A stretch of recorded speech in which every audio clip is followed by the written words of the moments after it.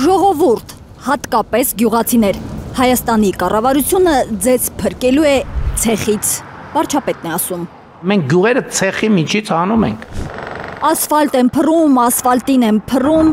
նպաստում են, որ գյուղացին փող չծախսի կես մետրանոց ռեզինից սապոգներ առնելու համար։ Եթե չունես կես մետրանոց ռեզինի սապոգներ, նշանակում է դու պետք է գյուղում տնից դուրս չկարողանաս գալ։ Հորդորում է կառավարությունը ժողովրդին, հարկ ու տուրք տվեք, որ ավելի քիչ ռեզինից սապոգ առնեք, որ տանից ավելի շատ կարողանաք դուրս գալ, որ տունը նորմալ տանիք ունենա։ Կներեք կառավարության գործը չի ընդհանրապես այդ շենքի տանիքներով զբաղվել, չնայած մենք ստիպված ենք զբաղվել։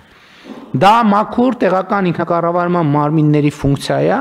իսկ տեղական ինքնակառավարման մարմինը դրանով կարող է զբաղվել, եթե ունենա բյուջե։ Եվ ուրեմն կառավարությունը մերժում է Հայաստան խմբակցության առաջարկը անշարժ գույքի հարկի փոփոխությունների վերաբերյալ։ Հիմա եթե այդ սեփականատիրը Ընդդիմադիրներն առաջարկել են 2025 թվականից հետո անշարժ գույքի հարկի հաշվառման նոր սկզբունքը կիրառել միայն 200 միլիոն դրամից բարձր արժեք ունեցող գույքերի նկատմամբ,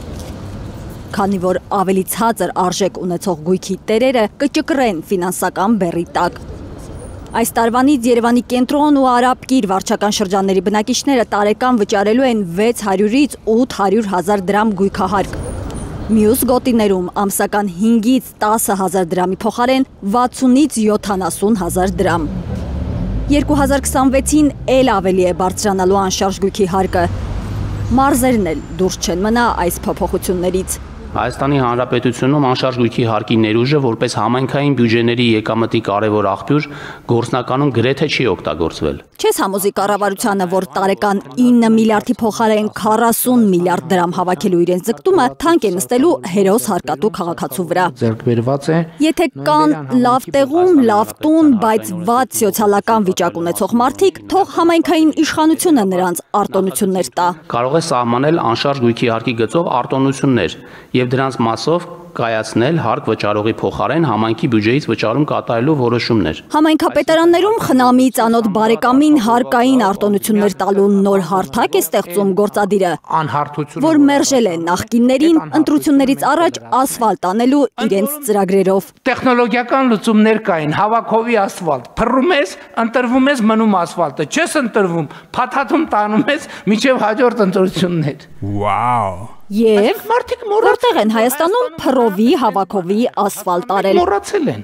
Չի ասում Փաշինյանը, շարունակում է դժգոհել նախկիններից, որ երկար ջիպեր են ունեցել։ Որ երկար ջոպերով մարդիկ գան, ասեն, հա ինչա պետք ստեղ, բան, հա մի հատ էլ բան արեք, գրավիլ բերեք, լցրեք։ Ու բոլոր գյուղացիները զարմանան, ասեն, վայ, սա հրաշք է։ Երկնային մանանա է, ոնց գրավիլ եկավ, բան, մի քանի բան, քերած ասֆալտ եկավ, պետքա բան անել, երկրպագել։ Այդ հաստ վզերով եւ մեծ գլխերով մարդկանց, որ կարողացան երկնքից բանի Մովսեսի նմանությամբ մանանայի փոխարեն գրավիլ իջեցնել եւ մեր փոսերը լցնել, որի գոյությունը միջև հաջորդ անձրևն է։ Մեկ ասում է հպարտանալու բան չէ ընտրություններից առաջ ասֆալտ անելը, մեկ հպարտանում է նախընտրական Հայաստանում իրենց արած ասֆալտով։ Այն ասֆալտը, որ մենք հիմա ուղակի անում ենք, եթե ընտրական տրամաբանության բանեինք, միջև 2082 թիվը այդ ասֆալտով կարելի էր ընտրություններ անել, հարգելի գործընկերներ։ Երկնքից, այս դեպքում կառավարությունից, Կառավարությունը պետք է քայլ հետ քաշվի։ էլ չի թափվելու ոչ բրինձ, ոչ տուկի թել, ոչ սայլարկա, ոչ ասֆալտ։ Ասում է Փաշինյանը, նկատի ունի իրենց քաղաքականությունը այլևս հետևյալն է։ Համայնքներում բնակիչները հարկ ու տուրք կտան, կորոշեն, որ ծրագրի վրա ծախսել հավաքած փողը։ Կառավարությունն ուղղակի կաջակցի, երբեմն։ Եվ ուրեմն ընդդիմացողներ, չասեք, թե Փաշինյանի կառավարությունը թույլ կառավարություն է։